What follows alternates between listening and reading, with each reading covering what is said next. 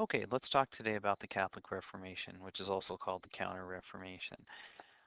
This is a major religious response to the upheaval caused by this guy, good old Martin Luther, in 1517. Now, things are going to progress, and we know that we're eventually going to find ourselves with the Peace of Augsburg, which deals with the political question of which religions are acceptable, and that's going to come about in 1555. But the Catholic Church, as a religious matter, has to decide what are we going to do about it. And so what we find is that they say, let's have a meeting. And the meeting lasts off and on from 1545 to 1563. That meeting, okay, is called the Council of Trent. The options that the church has at the Council of Trent begin with number one. They could have just said, Martin Luther is completely crazy. There are no problems. Everything is fine. The indulgences controversy is not controversial.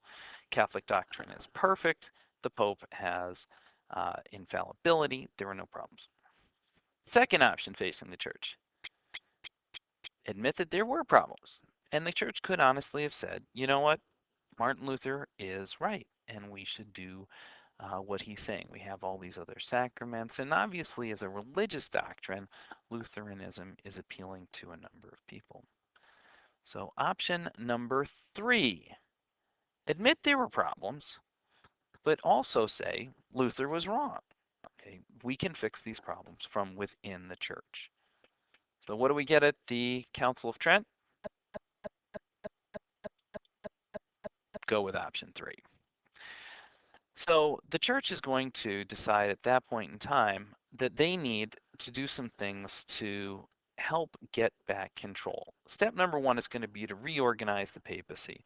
So as they've lost their lands in certain areas and they're seeing declining tax revenue, and as they have fractious nobles who are asserting that they have the independence to do other sorts of things, the church decides that they need to get their people in place in important bishoprics around Europe and to not compromise quite as much with other local lords or kings.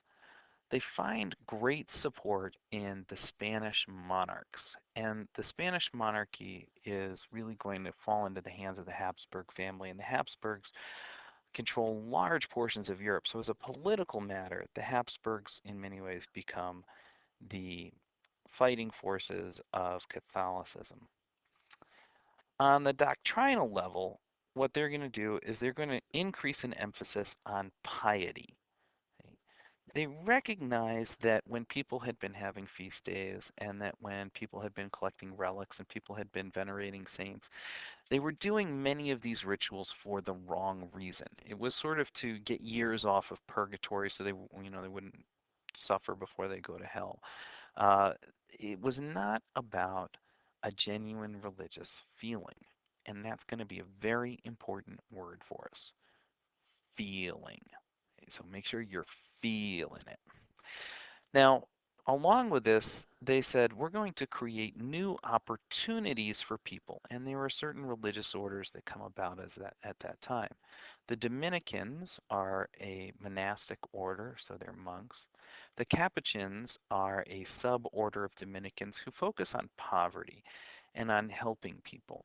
The Carmelite nuns were others who looked for an inner spirituality, and so they sort of pulled themselves back from society, but they allowed an emotional, expressive side to come out. And so there's an increase in understanding of mysticism as well.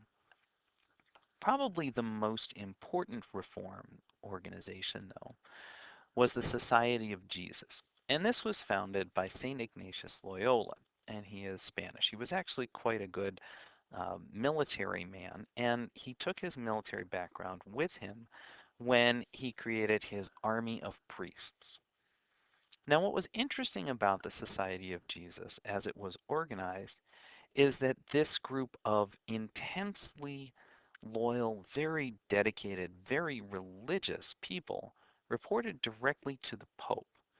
So, in this way, just as the monarchs were trying to consolidate their power over their lords, the Pope was able to help bring in line some of the more rebellious bishops around.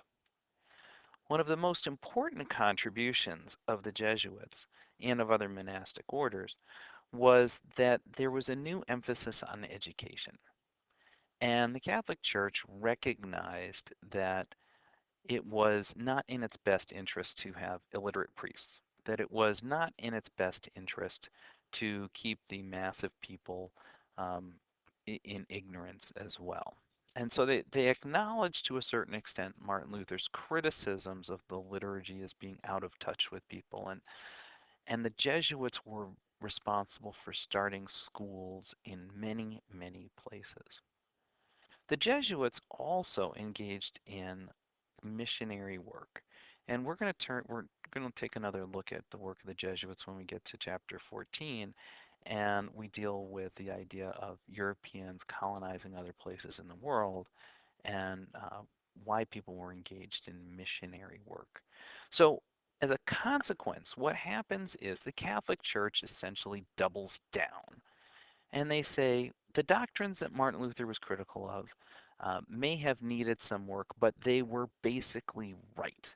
And they get their own army of priests, the Jesuits, who are going to go out into both Europe and out into the rest of the world. And they're going to organize these schools and they're going to teach people about religion. And it's an attempt to win back the hearts and the minds of the followers and to really engage them in actual Catholic practices and traditions again.